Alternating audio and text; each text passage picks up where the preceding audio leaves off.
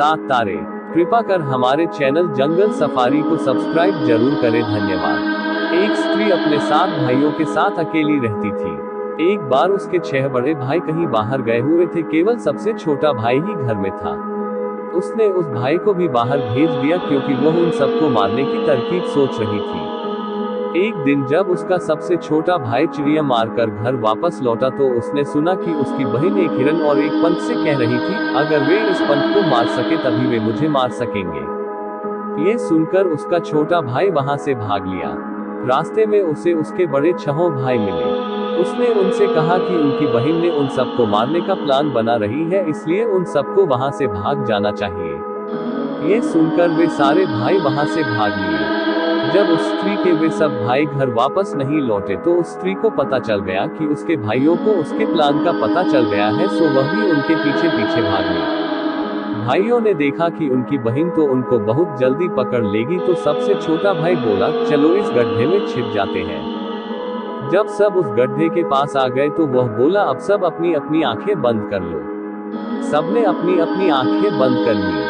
फिर उसने बहुत दूर एक तीर फेंका और उन सबसे अपनी अपनी आंखें खोलने के लिए कहा। सब लोगों ने देखा कि वे सब अब वहां खड़े हुए थे जहां उनके छोटे भाई का तीर गिरा था। वहां से उन्होंने फिर भागना शुरू किया और जब उन्होंने फिर देखा कि उनकी बहन उनके बहुत पास आ गई है तो उनके सबसे छोटे भाई ने फिर वही किया। उसने फिर एक बार तीर फेंका और वे सब एक पल में ही वहां से बहुत दूर थे। ऐसा उन्होंने 4 बार किया और अब वे एक घाटी में खड़े हुए थे। वहां वे सब एक पेड़ पर चढ़ गए। सबसे छोटा भाई उस पेड़ पर सबसे ऊपर था। उनमें से सबसे नीचे जो भाई बैठा था उसने अपनी बहन को मारने की कोशिश की पर वह उसे न मार सका। उसकी बहन ने उसको एक ही बार में मार दिया। इस प्रकार उनकी बहन ने अपने सबसे छोटे भाई ओकीना को छोड़कर अपने सब भाइयों को मार डाला। इतने में एक चिड़िया उड़ती हुई आई और बोली, ओकीना, वह देख वह पंख। ओकीना ने बहुत संभाल कर उस पंख को मारने के लिए तीर चलाया पर उसका तीर उस पंख को केवल छू ही सका। फिर भी उसके तीर के उस पंख को छूने से ही उसकी बहन चक्कर खाकर गिर पड़ी। चिड़िया फिर उड़ती हुई आई और उसने फिर वही कहा। अब की बार ओकीना ने फिर से तीर चलाया। अब की बार उसका निशाना ठीक लगा और उसने वह पंख तोड़ दिया।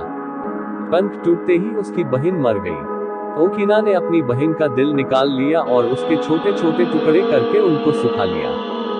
जब वे सूख गए तो उसने उनको जला दिया। उसका धुआं सूंघते ही उसके 6 भाई जिंदा हो गए।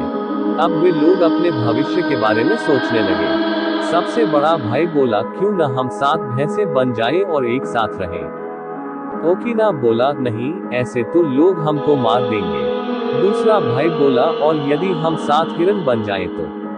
ओकीना ने उनकी यह सलाह भी नहीं मानी क्योंकि इस तरह भी उनको कोई मार सकता था। औरों ने सलाह दी कि वे 7 झील बन जाए या 7 पेड़ बन जाए या 7 पत्थर बन जाए, पर ओकीना ने सब में कोई न कोई गड़बड़ निकाल दी। इस पर वे बोले, तो आखिर तुम चाहते क्या हो? ओकीना बोला, मैं चाहता हूँ कि हम लोग सब एक साथ ऐसे ही पास पास बैठे रहें, पर यहाँ नहीं, आसमान में। और फिर आने वाले समय में लोग हमारे बारे में कहानियां कहा करेंगे। सबने पूछा, वो कैसे? और फिर वे 7 तारे बन गए और एक साथ रहने लगे। वे ही 7 तारे हमें आज सप्तर्षि मंडल के रूप में आसमान में हमेशा एक साथ दिखाई देते हैं।